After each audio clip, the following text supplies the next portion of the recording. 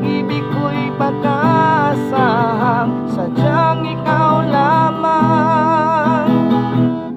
Lagi kang nasa isipan, aking napapanaginipan, at alaala mo'y walang hangganan.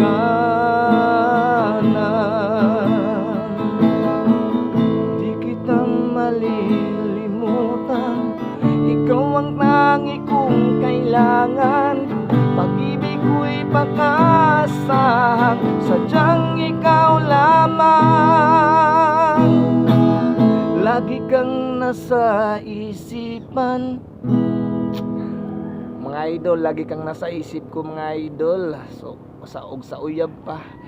Palagi kang nasa isipan ko. Ikaw lang ang hinahanap ko araw at gabi. Ikaw lang ang laman ng puso at sa laman ng puso, laman ng dibdib, laman ng utak. Yan ang magmahal. Palaging nasa isip, palaging nasa isipan na ang iyong crush ay palaging nasa isip mo. Araw-araw, araw-gabi.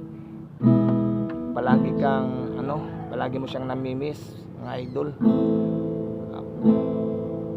Ikaw lang ang laman ng isip at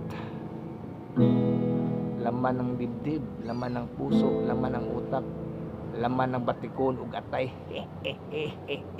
Inana gina basta magmahal mga idol, no? Magpangita juga ba, basta may in love ka, mangita juga, ingawon ka ba, basta mahigugma ka.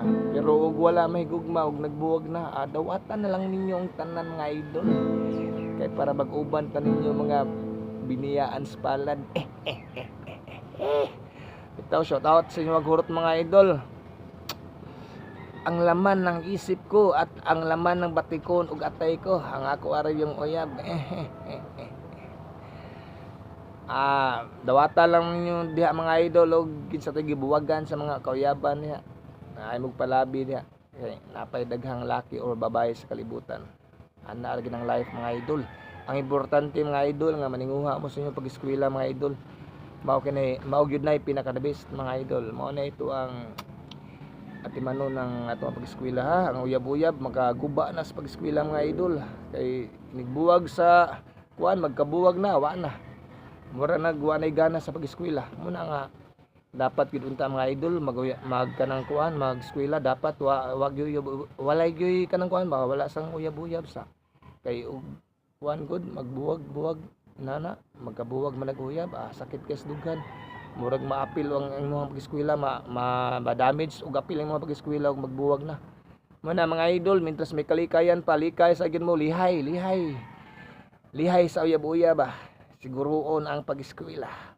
Shout out sa inyo hurot mga idol. Shout out sa inyong tanan ng mga viewers ko. Thank you for watching mga idol.